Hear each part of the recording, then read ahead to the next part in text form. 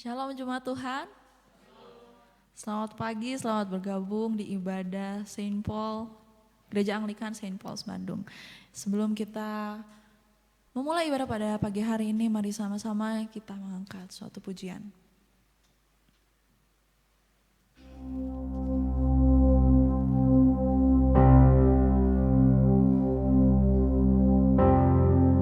Mari kita siapkan hati kita untuk beribadah pada pagi hari ini.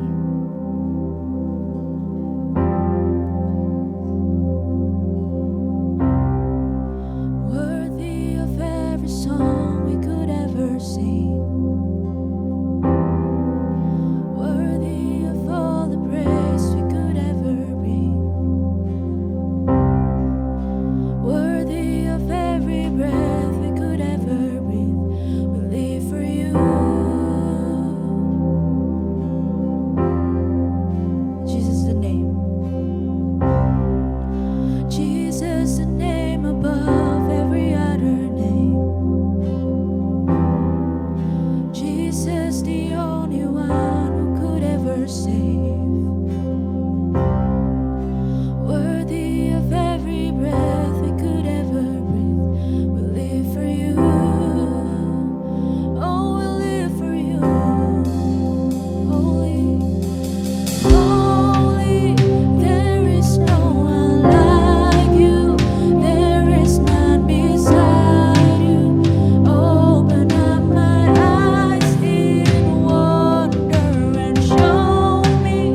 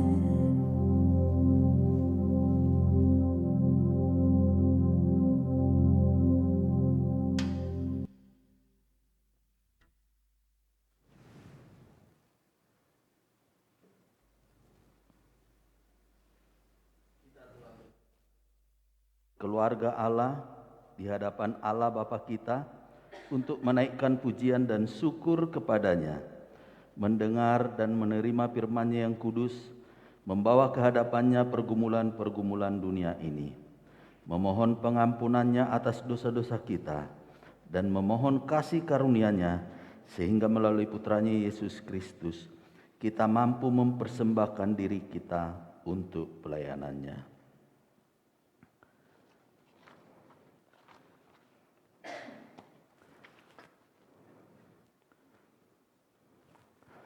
Jika kita berkata bahwa kita tidak berdosa, maka kita menipu diri kita sendiri dan kebenaran tidak ada di dalam kita. Jika kita mengaku dosa kita, Allah adalah setia dan adil, sehingga Ia akan mengampuni dosa-dosa kita dan menyucikan kita dari segala ketidakbenaran. Marilah kita mengaku dosa-dosa kita ke hadapan Allah yang Maha Kuasa. Bersama Allah yang Maha Kuasa, Bapa Surgawi, kami telah berdosa terhadap Engkau dan terhadap sesama kami, di dalam pikiran, perkataan, dan perbuatan, melalui kelalaian, kelemahan, dan kesalahan yang disengaja. Kami sangat menyesal dan bertobat dari semua dosa kami, demi Putramu Yesus Kristus yang telah mati untuk kami. Ampunilah kami atas semua yang telah kami lakukan, dan karuniakanlah kami, agar kami dapat melayani Engkau di dalam kehidupan yang baru bagi kemuliaan nama-Mu. Amin.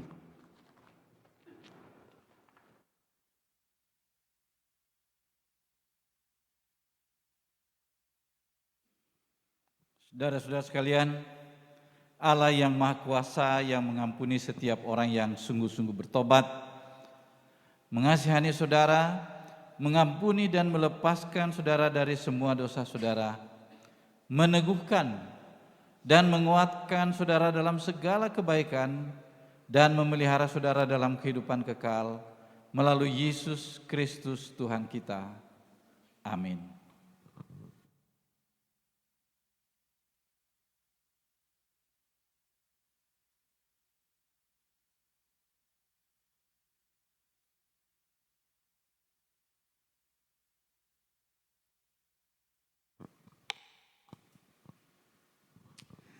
Pembacaan firman Tuhan yang pertama diambil dari kitab Kejadian 37 ayat 3 sampai 4, lalu dilanjut ke ayat 12 sampai 36.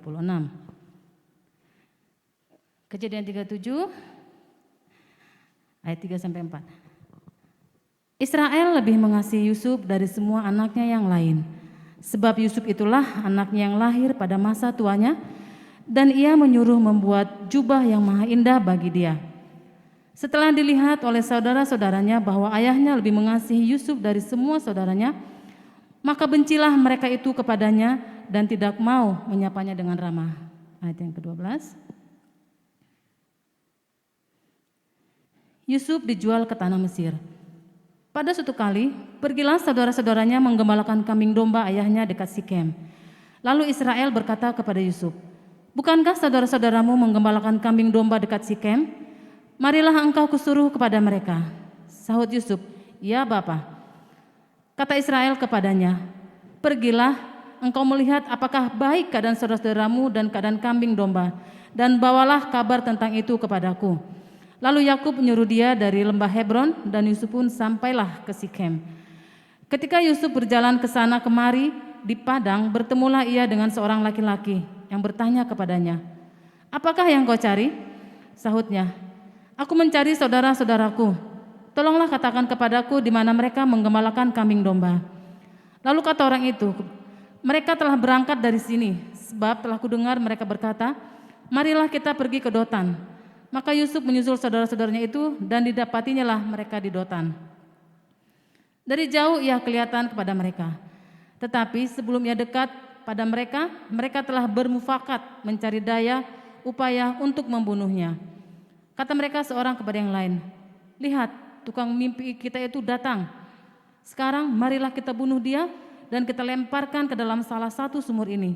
Lalu kita katakan seekor binatang buas telah menerkamnya, dan kita akan lihat nanti bagaimana jadinya mimpinya itu."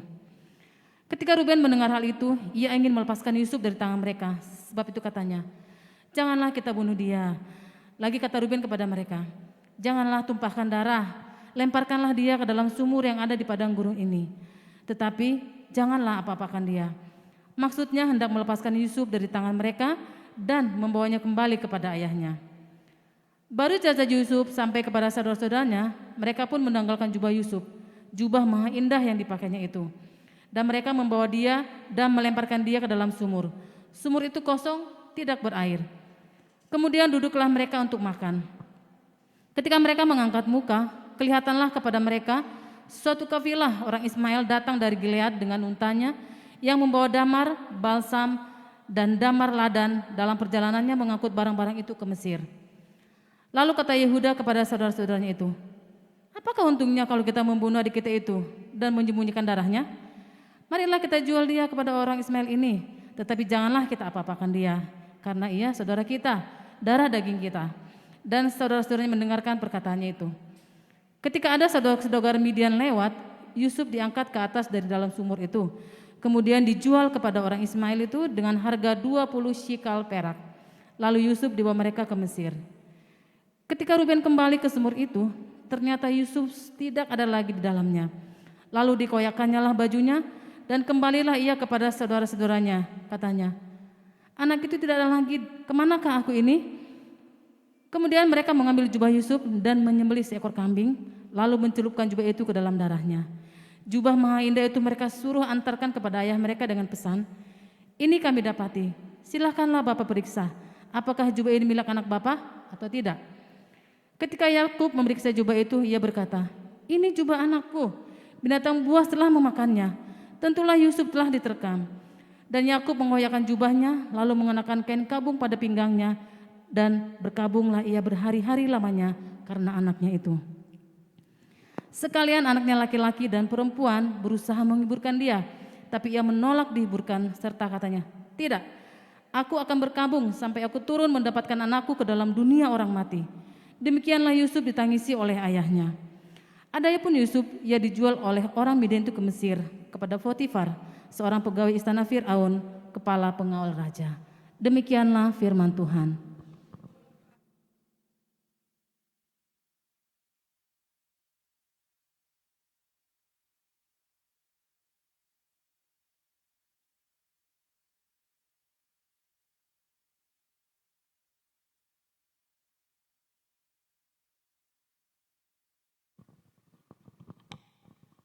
Pembacaan kita yang kedua terambil dalam kitab 1 Petrus pasal 2 ayat yang ke-16 sampai yang ke-25. Berbunyi, hidup sebagai orang merdeka dan bukan seperti mereka yang menyalahgunakan kemerdekaan ini untuk menyumbangi kejahatan-kejahatan mereka, tetapi hiduplah sebagai hamba Allah. Hormatilah semua orang, kasihilah saudara-saudaramu, takutlah akan Allah, hormatilah Raja. Hai kamu hamba-hamba, tunduklah dengan penuh ketakutan kepada Tuanmu, bukan saja kepada baik dan prama, tetapi juga kepada yang bengis. Sebab kasih karunia, jika seorang karena sadar akan hendak Allah, menanggung penderitaan yang tidak harus ia tanggung. Sebab dapat disebut pujian, jika kamu menderita pukulan karena berbuat dosa, tetapi jika kamu berbuat baik dan itu akan menderita dan karena itu kamu harus menderita, maka itu adalah kasih karunia pada Allah. Sebab untuk itulah kamu dipanggil, karena Kristus pun telah menderita untuk kamu dan telah meninggalkan teladan bagimu, supaya kamu mengikuti jejaknya. Ia tidak berbuat dosa dan tidak ada dalam mulutnya. Ketika ia dicaci maki, ia tidak membalas dengan mencaci maki. Ketika ia menderita, ia tidak mengancam, tetapi ia tidak menyerahkan kepada dia. Ia menghakimi dengan adil. Ia sendiri telah memikul dosa kita di dalam tubuhnya di kayu salib, supaya kita yang telah mati terhadap dosa hidup untuk kebenaran. Oleh bilur-bilurnya kamu telah sembuh. Sebab dahulu kamu sesat seperti domba, tetapi sekarang kamu telah kembali kepada gembala dan pemelihara jiwamu.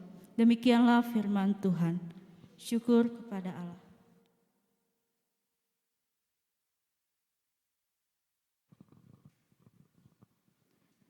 Baik, kita persiapkan hati kita untuk mendengarkan uraian firman Tuhan yang akan disampaikan oleh hamba-Nya. Bersama kita menyembah Tuhan.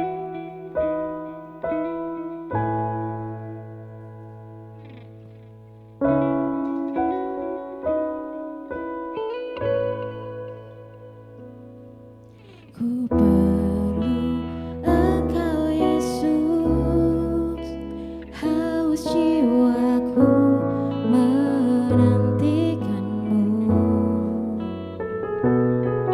Ku percaya Kau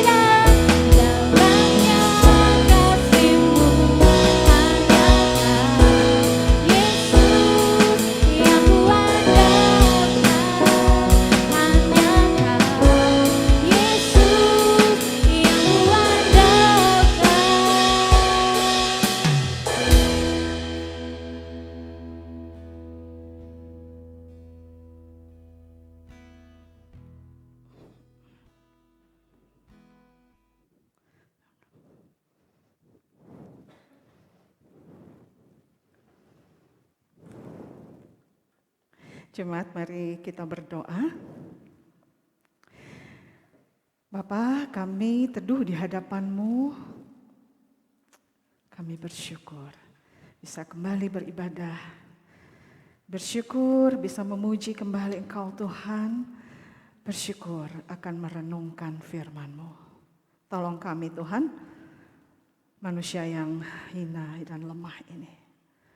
Kami hanya dibenarkan oleh Tuhan Yesus. Darah Yesus yang menyucikan kami dari segala dosa dan kejahatan kami. Karena itu kami mengandalkan Engkau Tuhan. Yesus, Engkau satu-satunya yang kami andalkan. Terpujilah nama-Mu ya Bapa. Tolong supaya kami bisa teduh merenungkan bagian firman Tuhan. Roh Kudus pimpin hamba-Mu yang menyampaikan dan juga jemaat baik yang ada di gereja dan juga yang ada di link Zoom di rumah masing-masing. Sungguh bahwa Roh Kudus akan menjamah kita dan kuasa Tuhan tidak dibatasi oleh waktu dan tempat. Di dalam nama Yesus kami berdoa. Amin. Izinkan buka ini dulu, buka masker. Shalom jemaat Tuhan. Selamat pagi. Ada sukacita? Saya sapa juga yang di Zoom ya. Shalom semuanya, pasti sehat ya, sehat, gembira, sukacita, dan kita bersyukur bisa kembali beribadah pada pagi ini. Kalau dilihat di kalender gereja, ini adalah minggu sengsara keempat ya. Sebelum kita nanti memperingati Jumat Agung dan setelah itu Paskah, hari kebangkitan Tuhan Yesus. Nah, pada pagi ini kita akan merenungkan satu bagian firman Tuhan yang sudah dibacakan tadi dari 1 Petrus pasal 2 ayat 16 sampai selesai, sampai 25. Saya akan memberi judul renungan ini adalah mengikuti jejak Kristus yang menderita. Ini sangat relevan dengan Minggu Sengsara. Jadi dalam perenungan kita pagi ini kita dibawa untuk mengingat kembali ya, bagaimana penderitaan Kristus.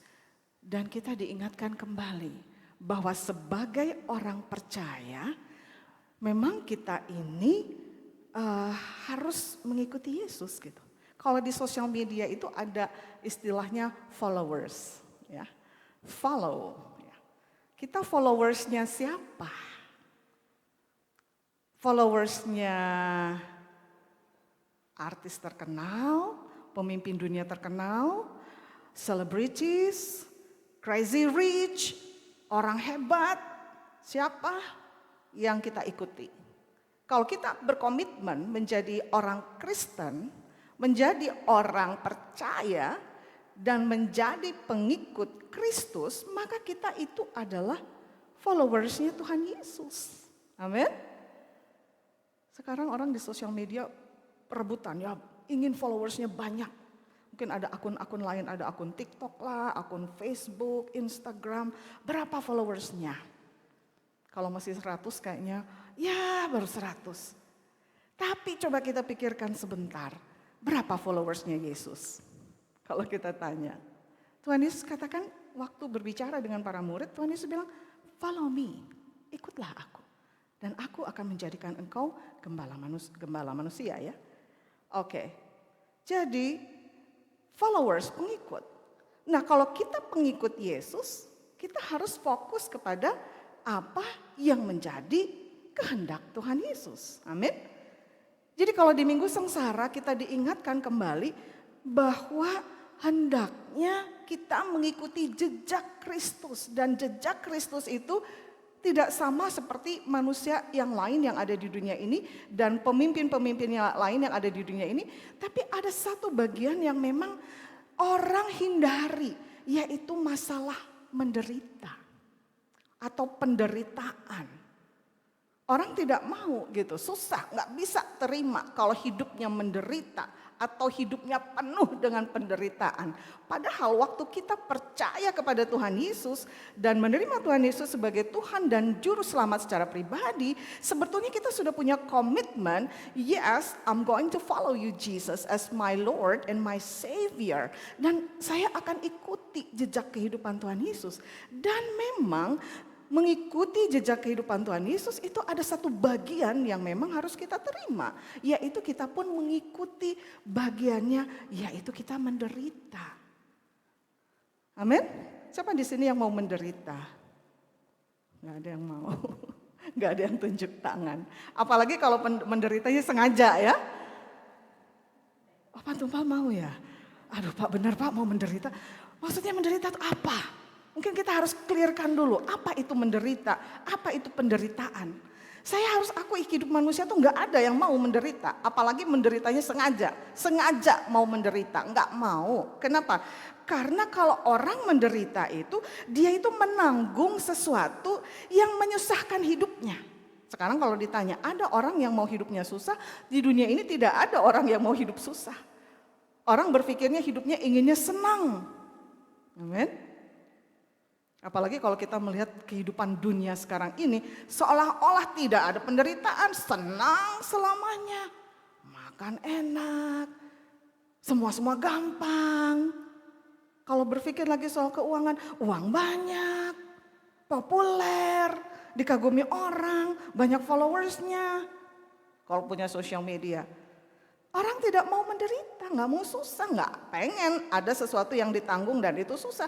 Menanggung sesuatu yang tidak menyenangkan orang itu tidak mau, nggak mau. Saya nggak mau menderita, sudah cukup penderitaan saya. Betul? Berapa banyak tetesan air mata dalam hidup yang sudah yang menetes ya, aduh menderita. Nggak mau penderitaan itu terjadi dalam hidup kita. Karena ya keadaan yang susah, sulit. Mungkin kita mengalami penyakit, mengalami penghinaan, penolakan, diejek orang, dicaci maki. Kita nggak mau terima itu. Jadi manusia ingin apa? Ingin hidup senang terus. Tetapi jangan lupa bahwa sebagai orang percaya, pagi ini saya cuma mau sampaikan 2 poin saja. Satu, kita sebetulnya kita ini orang percaya ini, yang percaya Tuhan Yesus ini dipanggil untuk menderita di dalam Kristus. Jadi sebetulnya sebagai orang percaya kita tidak bisa menghindar. Itu sudah satu komitmen. Itu sudah satu perjanjian dan keyakinan. Tuhan, saya jadi pengikut Engkau. I become your follower. I follow you Jesus. Ketika saya mengikut Yesus, di situ sebetulnya sudah ada hal yang harus kita tanggung. Yaitu apa? Kita hidup seperti Dia dan kita mengikuti jejaknya. Dan ada satu bagian yang memang penting dan itu berat yang harus kita alami. Ya kita juga dipanggil menderita seperti Kristus. Mari kita lihat di 1 Petrus pasal 2 ayat yang ke-19. Sebab adalah kasih karunia jika seorang karena sadar akan kehendak Allah menanggung penderitaan yang tidak harus ia tanggung. Memang kita harus masuk dalam kehidupan seperti Kristus, yaitu apa? Kita menanggung penderitaan, kita dipanggil untuk menderita. Menderita seperti apa? Menderita dalam Yesus. Menderita seperti Yesus. Aduh, kayaknya kalau bilang menderita seperti Yesus kita terlalu jauh bilang begitu. Wah, kita nggak sanggup untuk bisa mengikuti atau merasakan penderitaan yang Yesus rasakan. Betul? Tapi ini satu hal yang bagi saya sendiri ini privilege. Suatu hak istimewa. Bahwa kita tuh dipanggil untuk menderita. Menanggung penderitaan karena Kristus. Sebetulnya kita tidak harus menanggung penderitaan itu, tapi kita menanggung penderitaan itu. Dan itu karena kehendak Allah. Amin. Jadi jangan lupa, setiap orang percaya harus melakukan bagiannya dan menderita dalam kehidupan itu sesuatu yang memang kita harus lewati. Maksudnya apa? Kita dipanggil untuk menderita dalam Kristus. Barangkali harus pikir ulang kalau kehidupannya tidak mau menderita gitu. Pikir lagi, jangan-jangan salah waktu itu ambil keputusan untuk menjadi pengikut Yesus. Kenapa? Ketika mengikuti Yesus memang kita harus mau menderita. Sekarang kita lihat dulu penderitaan yang bagaimana yang kita alami. Saudara, kalau kita lihat latar belakang surat 1 Petrus ini, memang surat ini ditujukan pada jemaat Kristen yang mengalami penganiayaan. Di 1 Petrus pasal 1 dijelaskan di situ. Ditujukan pada orang-orang yang tersebar ya di Galatia, Kapadokia, di Asia Kecil dan juga di Bitania. Jemaat yang mengalami penganiayaan. Kenapa? Karena hidupnya dia percaya kepada Kristus, menyerahkan hidupnya pada Kristus dan dia dianiaya. Memang bukan karena kejahatan dia dianiaya. Dia menanggung penderitaan yang tidak harus dia tanggung. Tapi itu privilege karena kita mengikut Tuhan Yesus. Saudara, ada satu kisah seorang yang bernama Polikarpus. Ini di tahun 155 after Christ ya, Masehi. Waktu itu dia betul-betul dianiaya oleh penguasa kerajaan Romawi. Polikarpus dipanggil, kemudian dia ditanya karena dia punya iman kepada Yesus. Dia betul-betul taat dan setia kepada Tuhan. Tapi penguasa Romawi itu tidak suka dia. Oke, kamu harus menyangkal Yesus. Untuk apa kamu menderita hidup bagi dia? Kalau enggak, saya bunuh, kata penguasa itu. Lalu Polikarpus memikirkan sejenak dan dia bilang, 80 tahun aku sudah hidup di dunia ini. 80 tahun aku merasakan kasih Kristus dan dia begitu baik dan dia tidak pernah mengecewakan. Lalu kenapa aku harus menyangkali dia? Karena Tuhan Yesus baik. Dia siap menanggung penderitaan yang seharusnya dia tidak tanggung. Apakah itu? Ya dia dibunuh, akhirnya dia dibakar. Hidup-hidup. Barangkali satu contoh Kristen yang martir, mati karena imannya kepada Yesus. Menanggung penderitaan yang seharusnya dia tanggung. Saudara, mari kita merefleksikan hidup kita. Mungkin kita diingatkan kembali ya. Berapa lama kita hidup di dunia ini? Masihkah kita punya ketekunan dan kesetiaan untuk terus mempertahankan iman kita kepada Kristus? Karena memang untuk itu kita dipanggil untuk menderita di dalam Kristus. Atau kita sudah berkompromi, nggak kuat Tuhan menderita kayak gini, ngapain Tuhan? Aduh, teman pada seneng-seneng, jalan ke sana, jalan ke sini, makan enak, sana sini uangnya banyak, sana sini dengan cara yang juga kita nggak tahu gimana. Pokoknya udahlah senang-senang aja, orang dunia aja senang-senang kok, ngapain kita sedih-sedih kayak gini, menderita lagi? Saya nggak mau.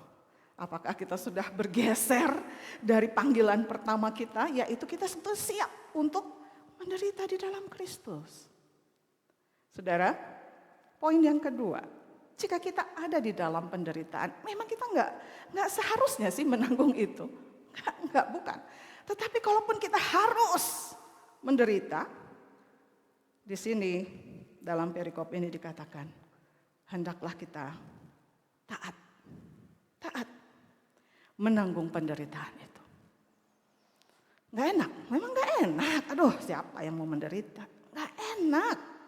Tapi kita sudah tahu untuk siapa kita hidup. Dan kalau kita hidup untuk Tuhan Allah yang kita sembah, yang percaya, yang sungguh-sungguh, yang sudah mengubahkan hidup kita, dia segala-galanya our treasure. Lebih dari apapun harta di dunia ini. Terus kita nggak mau taat waktu kita menderita?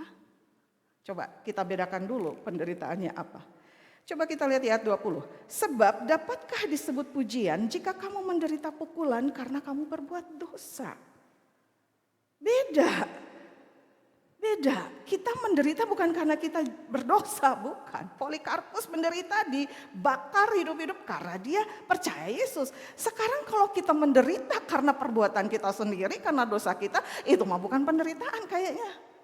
Itu mah wajar kita menerima segala konsekuensi. Mengapa? Ya karena kita berbuat salah, berbuat dosa. Sekarang dalam kehidupan ini ada banyak orang yang merasa dirinya paling menderita. Tapi waktu dicek, betulkah penderitaan itu? Karena sebetulnya dia nggak harus menanggung penderitaan itu. Rata-rata penderitaan yang dia lewati dalam hidupnya karena memang dia berbuat salah, karena dia berbuat dosa. Kalau dia mencuri, dihajar masa, apa kita bisa bilang bahwa itu penderitaan karena Kristus? Bisa? Ketahuan mencuri. Dan orang, wah itu pencurinya, hajar. Wah, babak belur sampai berdarah-darah. Lalu pencuri itu bilang, aku melakukan ini karena aku setia kepada Yesus. Rasanya orang akan bilang, hah? Sejak kapan Tuhan Yesus mengajarkan mencuri? Jadi di ayat 20 dikatakan, gimana bisa dibilang pujian kalau kamu menderita pukulan karena kamu berbuat dosa? Itu bukan penderitaan, cari-cari masalah itu mah, cari-cari penderitaan. Bedakan penderitaan yang memang untuk Tuhan atau penderitaan yang kita buat sendiri gitu. Kalau buat sendiri tidak layak kita bilang, aku melakukan ini. Seharusnya aku tidak menanggung ini. Tapi karena Kristus dan aku mengikuti teladan Kristus, maka aku menderita seperti ini. Padahal karena salah sendiri, karena dosa sendiri.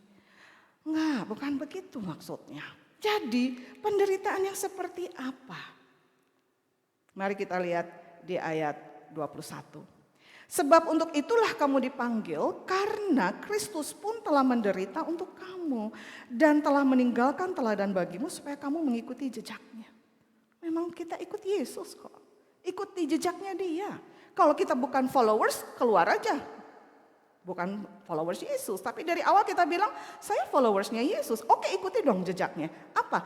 Jejaknya ya kita dipanggil untuk menderita. Mengapa kita harus melihat Tuhan Yesus sebagai teladan? Karena kalau kita lihat di ayat 22 sampai 24, ia tidak berbuat dosa.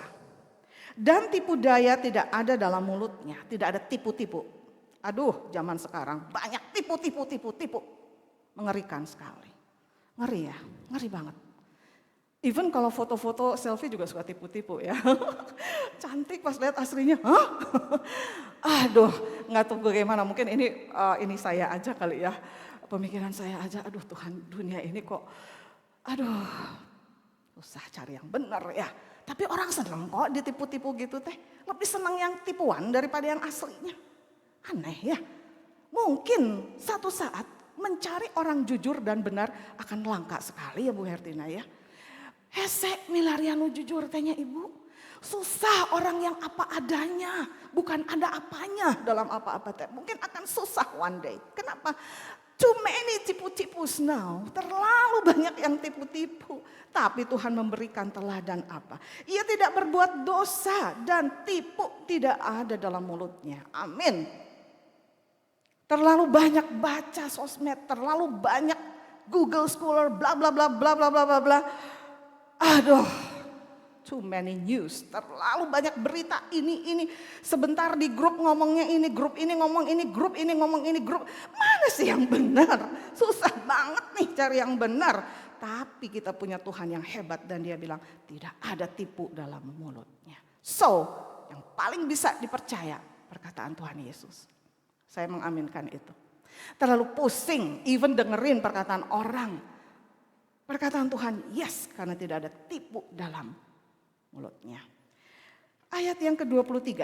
Ketika ia dicaci maki, ia tidak membalas dengan mencaci maki. Ketika ia menderita, ia tidak mengancam. Tetapi ia menyerahkannya kepada dia yang menghakimi dengan adil. Saudara, ayat 23 juga susah sekali.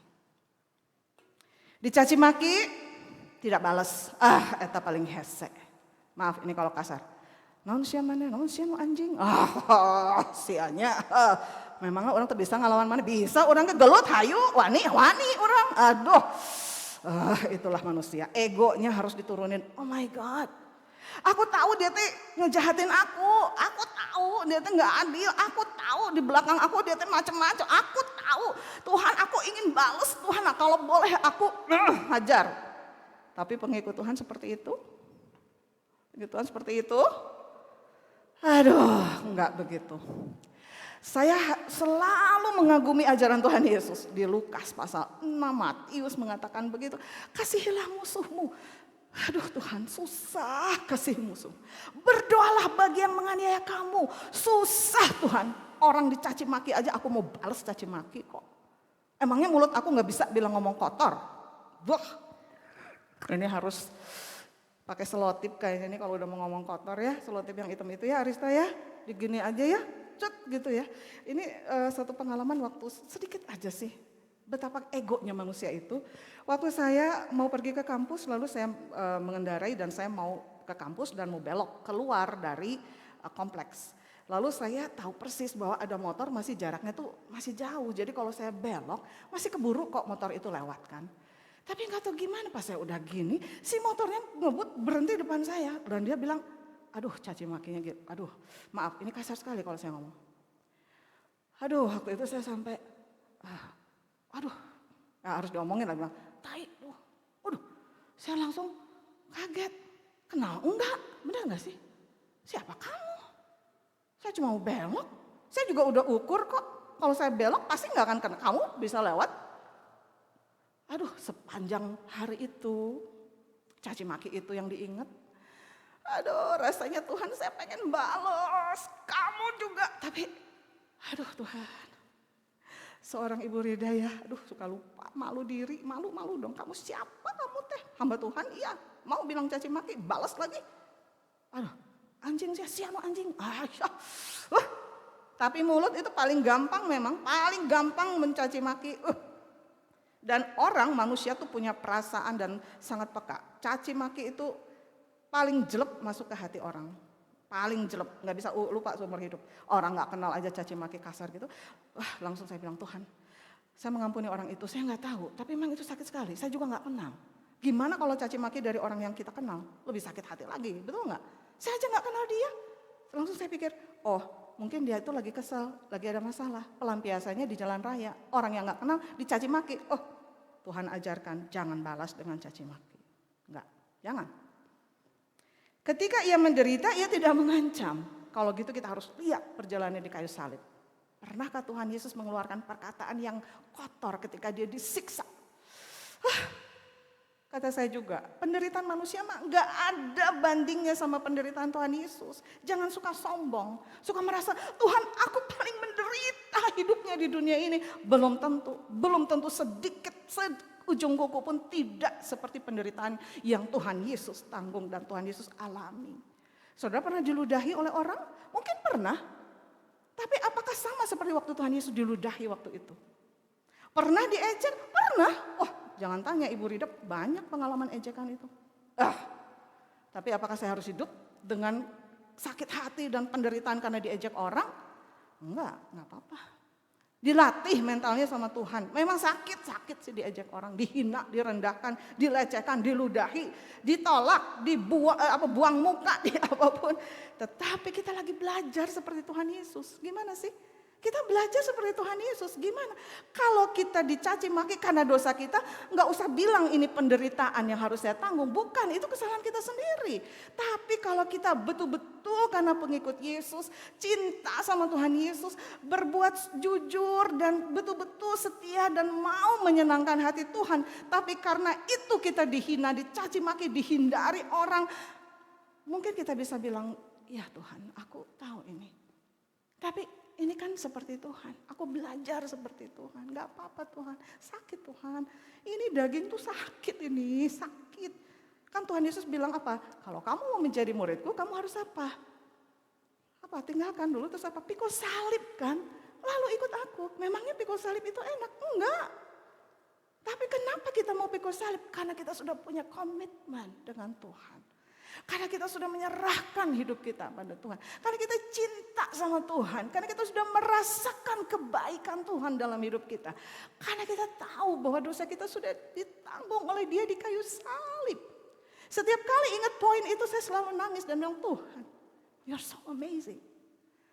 Jadi apa artinya daging yang sakit ini Tuhan? Dibanding dengan cintamu yang begitu besar kepada diriku. Gak ada artinya. Jadi kalau dipanggil untuk menderita, yes Lord, I'll follow you. Enggak enak, ya tapi ini kan sebagai suatu privilege saya dipanggil untuk menderita untuk sesuatu yang memang tidak seharusnya saya tanggung. Tapi karena saya ikut Tuhan dan saya cinta Tuhan, maka saya mengalami ini. Tuhan sudah memberi teladan, ini baru kita taat menanggung penderitaan itu karena kita lihat model yang hebat dan itu Tuhan kita. Jangan caci maki, balas lagi. No. Tidak begitu. Kehidupan anak Tuhan itu berbeda sekali dengan kehidupan dunia. Amin. Dan ada banyak kontradiksi-kontradiksi yang kelihatannya, kenapa gini Tuhan ya? Karena kalau ikut Tuhan ada banyak hal yang luar biasa, yang gak bisa diselami oleh akal kita. Justru ketika kita menderita kok kita jadi bahagia. It's so amazing. Beda sekali. Ayat 24. Ia sendiri telah memikul dosa kita di dalam tubuhnya di kayu salib, supaya kita yang telah mati terhadap dosa hidup untuk kebenaran. Saudara, kalau kita percaya Tuhan Yesus tapi masih hidup dalam dosa, harus dipertanyakan, what's wrong with me? Karena biasanya kalau orang sudah terima Yesus, percaya Yesus, hidupnya dikuduskan, dosanya diampuni, dia takut berbuat dosa. Pasti gitu deh. Kenapa? Karena hatinya itu sensitif. Roh Kudus nanti kasih tahu, kamu gak boleh gini, kamu gak boleh gini, kamu gak boleh gini. Tapi kalau kita sudah terima Yesus, tapi kita malah rajin berbuat dosa, mungkin harus dipertanyakan. Kenapa gitu ya? Karena kalau di dalam Tuhan Yesus, dosa-dosa kita ini kan sudah dipikul di dalam tubuhnya, di kayu salib. Amin. Jadi kita ini udah mati untuk dosa, dan kita hidup untuk kebenaran. Saudara, tidak ada agama lain yang mengajarkan sehebat ini. Gak ada. Ajaran Tuhan Yesus, itu indah sekali. Gak ada pemimpin agama yang mengajarkan ini. Enggak. Gimana ya, terlalu agung, terlalu mulia, terlalu berharga. Kalau mengandalkan kemampuan sendiri, gak bisa hidup kayak Tuhan Yesus. Gak bisa. Tapi karena Tuhan memberi kekuatan dan Roh Kudus yang menolong, sehingga setiap hari kita bisa mengikuti jejaknya. Amin. Saudara, banyak cerita kalau saya mau bersaksi tentang bagaimana mengikut Yesus dan banyak banget caci maki dan lain-lain. Saya bilang gak apa-apa. Termasuk karir juga. Ibu orang Kristen ya, ibu harus tahu diri kalau di sini. Ini kami di sini. Waktu saya pertama masuk ke kampus itu dan dibilang, kalau kami kecolongan ada orang Kristen masuk ke kampus ini. Dan ketika saya mulai masuk di situ, sebetulnya saya sudah mulai di situ memikul salib. Dan 29 tahun mengabdi itu penuh dengan air mata. Tapi apa saya harus bilang, Tuhan, enggak, biar aja lah, udah memang harus segini. Karena pas doa memang di situ, ya sudah, jalani aja. Bukankah begitu cara Tuhan mendidik saya dan membentuk saya seperti ini? Puji Tuhan, that's my privilege. Amin. Saudara, ada satu doa, saya mau menutup renungan pagi ini. Jadi kita diingatkan lagi, kita dipanggil untuk menderita. Gak apa-apa. Dan kita harus taat ketika kita mengalami penderitaan itu. Tapi ingat, penderitaannya bukan karena perbuatan kita sendiri ya. Karena dosa-dosa kita, karena kebodohan kita sendiri. Please, bukan karena kita yang salah. Terlalu bilang, Tuhan saya mengalami ini karena saya mencintai Engkau. Coba cek dulu, bukan itu kali. Betul-betul penderitaan yang karena Kristus. Betul-betul karena Kristus. Dan kalau kita menanggung itu satu kebahagiaan. Gak apa-apa.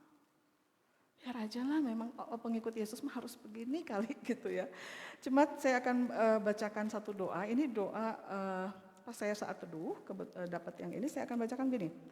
Father, help me to love my enemies, to do good to those who hate me, to bless those who curse me, and to pray for those who ill-treat me.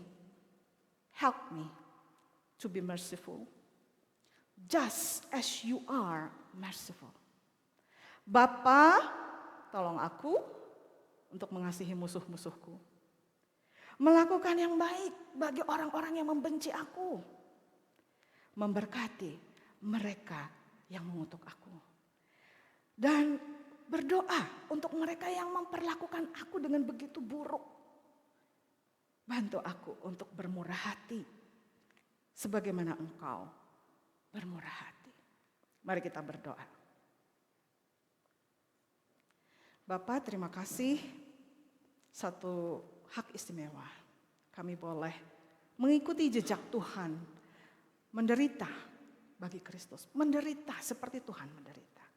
Karena itu adalah komitmen kami ketika kami percaya kepada Tuhan dan menjadi followernya Tuhan Yesus. Tolong kami untuk taat dalam penderitaan kami. Memang sakit Tuhan, gak sanggup Tuhan. Daging kami kalau boleh berontak Tuhan. Aduh gak enak sekali situasi begini Tuhan. Mengapa? Karena kami ingin hidup senang, hidup enak, hidup nyaman. Sukacita. Yes, tapi sukacita kami tidak sama seperti sukacita yang dari dunia ini. Sukacita kami dari sorga, dari Tuhan sendiri. Kadang banyak kontradiksi Tuhan, mengikut Tuhan. Menderita tapi sekaligus bersukacita. Mengapa? Karena sukacita yang Tuhan beri itu sukacita yang kekal. Bukan bergantung pada benda-benda di dunia ini. Kenikmatan duniawi, bukan itu Tuhan. Tapi sungguh-sungguh karena cinta kasih Tuhan yang memenuhi hati kami. Terima kasih Bapak yang baik di minggu sengsara yang keempat ini. Tolong kami Tuhan untuk menyadari bahwa satu hal yang sangat-sangat istimewa ketika kami dipanggil untuk mengikut Tuhan Yesus dan mengikuti jejak hidup Yesus yang menderita. Karena kematian Yesus tidak sia-sia. Karena kematian Yesus menyelamatkan seluruh orang yang percaya. Karena kematian Tuhan Yesus menebus dosa-dosa manusia. Terima kasih Bapa. Di dalam nama Yesus kami berdoa. Amin. Shalom jemaat Tuhan.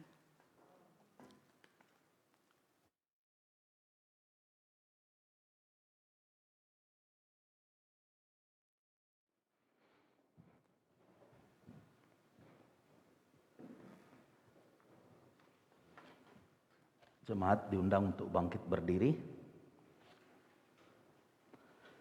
Mari kita mengikrarkan pengakuan iman rasuli kita bersama-sama gereja di seluruh dunia. Bersama, aku percaya kepada Allah, Bapa yang Maha Kuasa, Halik langit dan bumi, dan kepada Yesus Kristus, Putranya yang tunggal Tuhan kita, yang dikandung dari Roh Kudus, lahir dari anak darah Maria, yang menderita sengsara di bawah pemerintahan Pontius Pilatus, disalibkan, mati dan dikuburkan.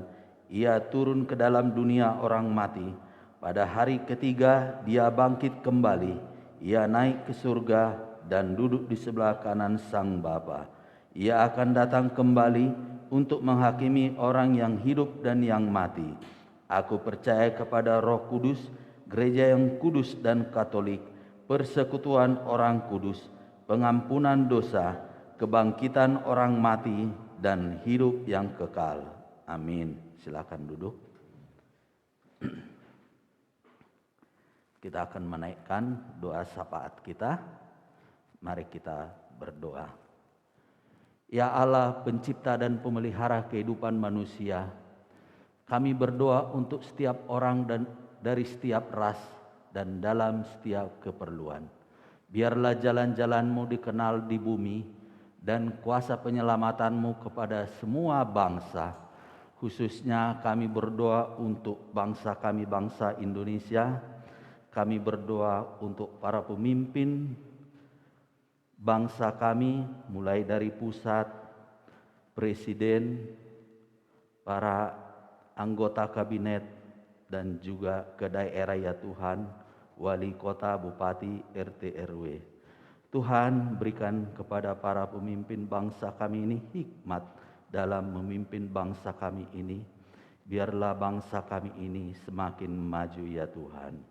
Tuhan, dalam kemurahan-Mu, dengarkanlah doa kami. Kami berdoa untuk gereja di seluruh dunia.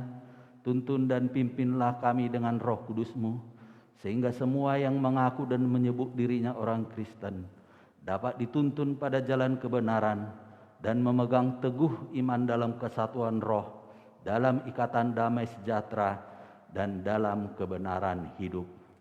Khususnya kami berdoa untuk para pemimpin gereja Anglikan. Kami berdoa untuk Bishop kami, The Right Reverend Titus Chung, Dean kami, The Reverend Timothy Chong, Associate Dean, The Reverend Yopi Buyung. Tuhan, biarlah Roh-Mu Tuhan selalu memenuhi, menyertai para pemimpin gereja kami ini. Berikan pada mereka Tuhan hikmat ya Tuhan dalam memimpin gereja-Mu ya Tuhan. Biarlah Tuhan memberkati pelayanan mereka, Tuhan berkati segala aktivitas mereka, Tuhan berkati keluarga mereka ya Tuhan. Kami juga bersyukur dan berdoa untuk Ibu Rida ya Tuhan, di mana Tuhan pakai dia sebagai berkat, membagikan berkat melalui firman-Mu ya Tuhan. Tuhan berkati Ibu Rida, biarlah Tuhan juga memberkatinya dimanapun Tuhan dia berada, Tuhan tempatkan. Dan biarlah juga dia menjadi berkat di mana Tuhan tempatkan dan menyatakan kasih Allah ya Tuhan. Tuhan berkati suaminya Pastor Denny, Tuhan berkati anak-anaknya Aldo dan Amel ya Tuhan. Tuhan berkati segala aktivitas mereka. Kami serahkan Tuhan keluarga ini hanya di dalam tangan-Mu. Tuhan dalam kemurahan-Mu. Kami menyerahkan kepada kebaikan-Mu sebagai Bapa, mereka yang cemas dan tertekan dalam pikiran maupun secara jasmani. Hiburkanlah dan lepaskanlah mereka dalam keperluan mereka. Berikanlah kesabaran kepada mereka dalam penderitaan mereka. Dan munculkanlah kebaikan dari kesulitan mereka. Khususnya kami berdoa untuk jemaat Saint Paul ya Tuhan, dimanapun Tuhan mereka berada ya Tuhan. Biarlah Tuhan memberkati mereka, biarlah Tuhan juga selalu menyertai mereka. Tuhan, kami serahkan jemaat ya Tuhan, yang mungkin mengalami sakit penyakit atau kelemahan tubuh, biarlah Tuhan menjamah mereka dan menyembuhkan mereka. Kalau juga ada jemaat ya Tuhan yang mengalami pergumulan ekonomi ya Tuhan, biarlah Tuhan juga memulihkan mereka. Tuhan berkati Tuhan perekonomian mereka. Tuhan berkati aktivitas mereka ya Tuhan. Dan biarlah juga Tuhan melimpahkan damai sejahtera kepada jemaat-Mu ya Tuhan. Kami serahkan Tuhan jemaat hanya di dalam tangan-Mu ya Tuhan. Juga jemaat mungkin yang masih kuliah atau sekolah, biarlah juga Tuhan memberikan pada mereka kesehatan dan hikmat ya Tuhan. Kami serahkan juga jemaat ya Tuhan yang berulang tahun pada bulan ini ya Tuhan. Biarlah semakin bertambah usia mereka, mereka semakin mengenal Tuhan dan takut akan Tuhan. Tuhan berkati segala aktivitas dan kegiatan mereka. Kami serahkan semuanya jemaat ini hanya di dalam tangan-Mu ya Tuhan. Bapa yang Maha Pengasih, terimalah doa-doa ini demi Putra-Mu, Juru Selamat kami Yesus Kristus yang telah mengajar kami berdoa. Bapa kami yang di surga, dikuduskanlah nama-Mu, datanglah kerajaan-Mu, jadilah kehendak-Mu di bumi seperti di surga. Berikanlah kepada kami pada hari ini makanan kami yang secukupnya, dan ampunilah kami akan kesalahan kami, seperti kami juga mengampuni orang yang bersalah kepada kami. Dan janganlah membawa kami ke dalam pencobaan, tetapi lepaskanlah kami daripada yang jahat. Karena Engkaulah yang punya kerajaan dan kuasa dan kemuliaan sampai selama-lamanya. Amin. Kita diberkati firman Tuhan. Kini tiba giliran kita untuk memberikan persembahan kita yang di rumah dapat dikumpulkan dan nanti ditransfer ke rekening gereja. Selamat memberi.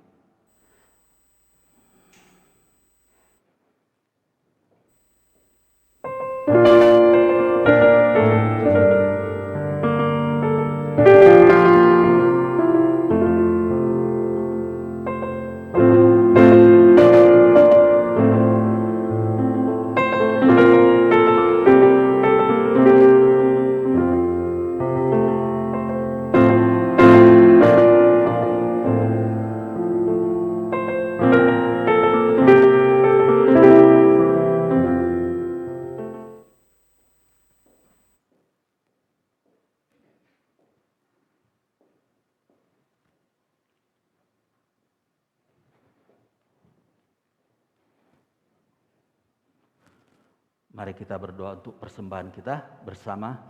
Bagi-Mu ya Tuhan kebesaran, kuasa, kemegahan, dan keagungan. Karena segala sesuatu di surga dan di bumi adalah milik-Mu. Segala-galanya berasal daripadamu, dan dari milikmu sendiri kami mempersembahkannya kepadamu. Amin. Pengumuman saya serahkan pada Pastor Natalina.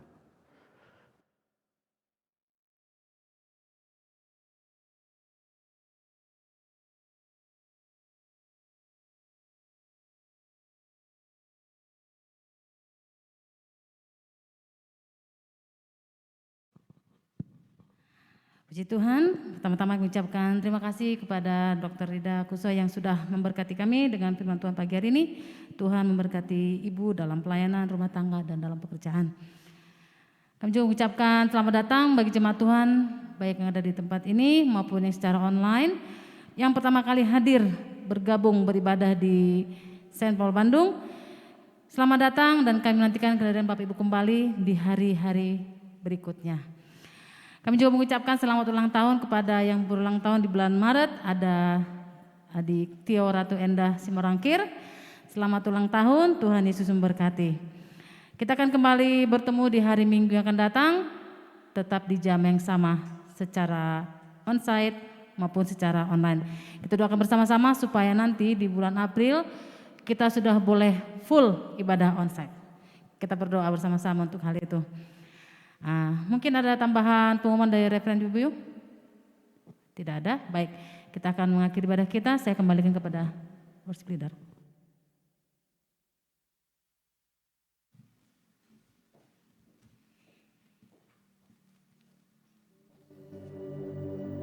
Jemaat Tuhan yang di tempat ini saya undang untuk bangkit berdiri.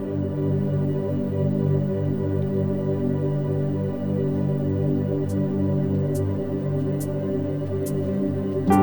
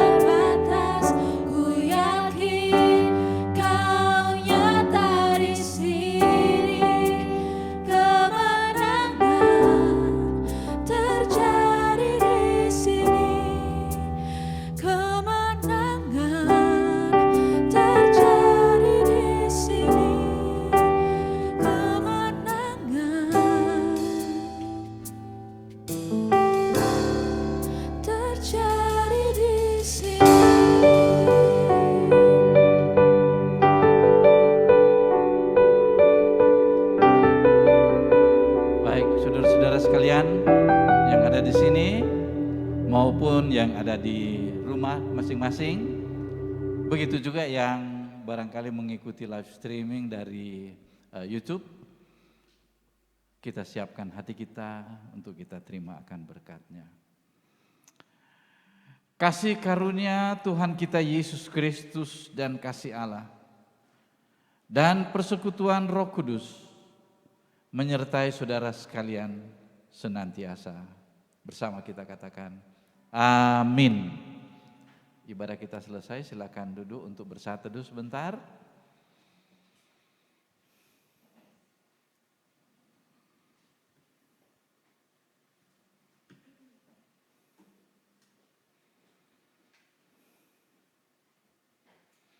Ya, terima kasih sekali lagi kepada hambanya, Ibu Dr. Rida Kusoy yang telah menjadi berkat buat kita sungguh luar biasa.